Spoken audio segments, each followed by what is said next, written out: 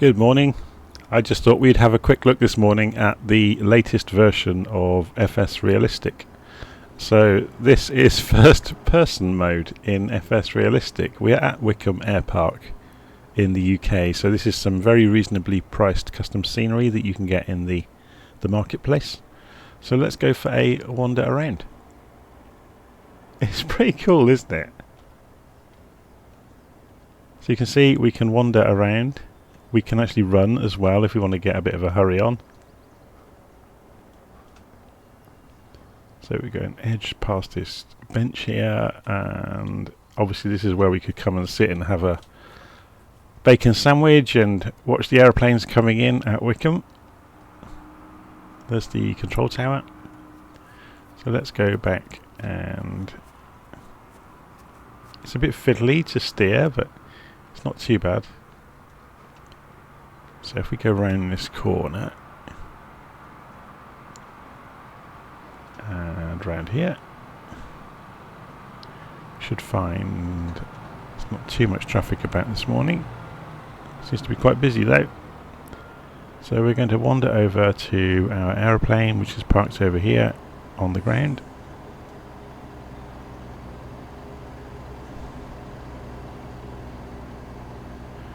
Just run over so we don't get run over by the truck. So this is our Cessna Skymaster. Almost got the name wrong there. 337. So we've obviously seen this before, but we've never seen it this close, have we? So this first person mode really gives you the opportunity to walk around an aeroplane and have a good look at it. Obviously you can crouch down as well, so we can scoot under there and go and have a look at the propeller. Have a look inside the cowl flaps. Make sure everything's clean and tidy. And we can scoot under and stand back up. This is where it gets a bit mad. We can like crouch under the wing and come over here and have a look in the door, and I think if we go and tuck inside the door we'll be inside the cockpit before we know it.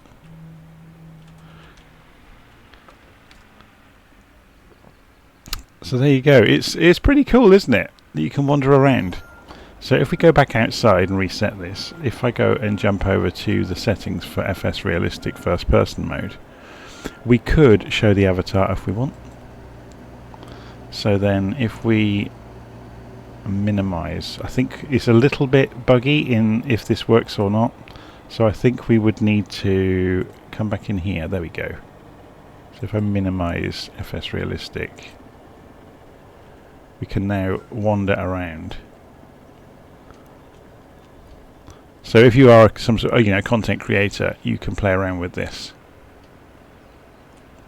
So interestingly, there is a control tower at Wycombe, so we'll go and turn this off. I don't actually like the third person view, so, or being able to see yourself, so I'm going to go and turn that off, or showing the avatar I should say. So if you bear with me for a moment, through the magic of television we're going to go and climb up into the control tower.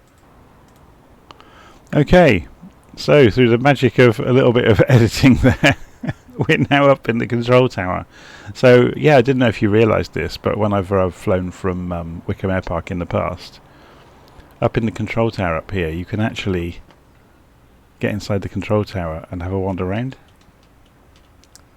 So you can see what's going on across the airfield. It's pretty cool, isn't it?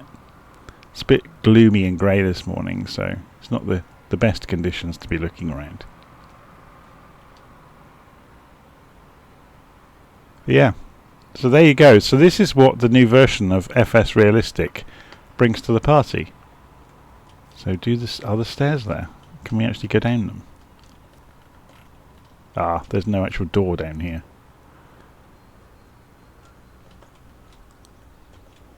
Okay.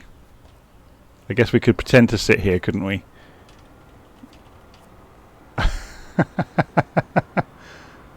Don't get much of a view of the airfield when you're sitting there unless you sit up. I wonder if they were allowed in when they made this scenery to actually go and photograph the desks, or if this is just invented. It'd be interesting to find out, wouldn't it?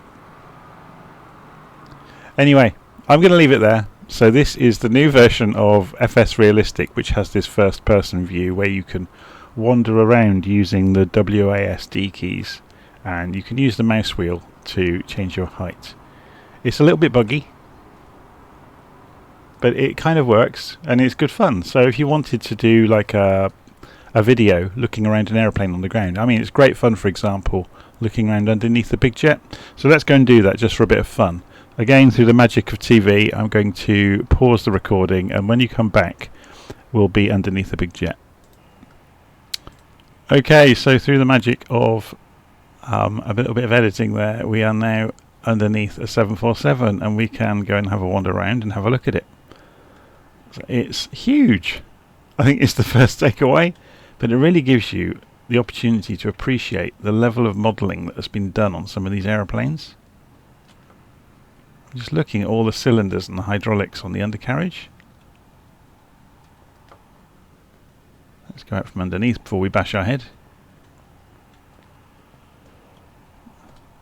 Check the vents are clear.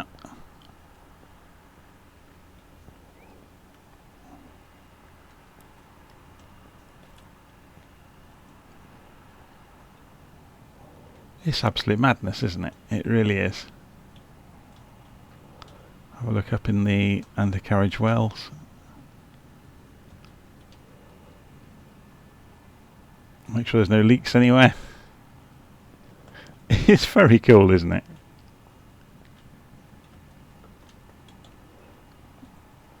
Have a quick look at one of the jets.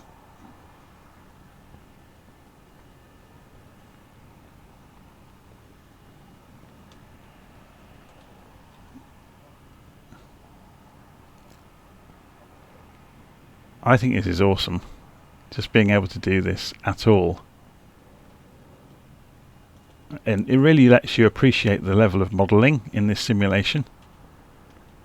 Absolutely fantastic.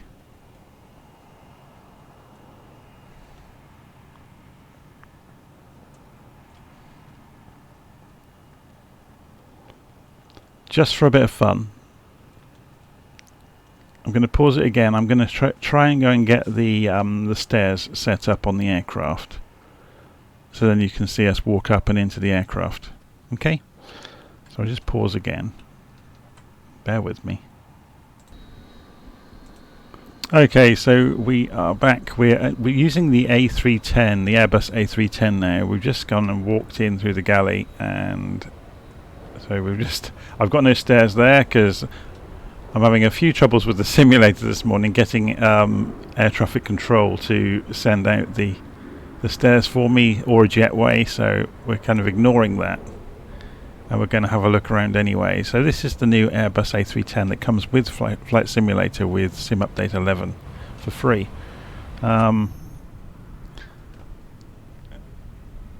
If you get too close to the cockpit, it automatically puts you back in the cockpit, so we're just going to come around here and fly ourselves back up to the flight deck,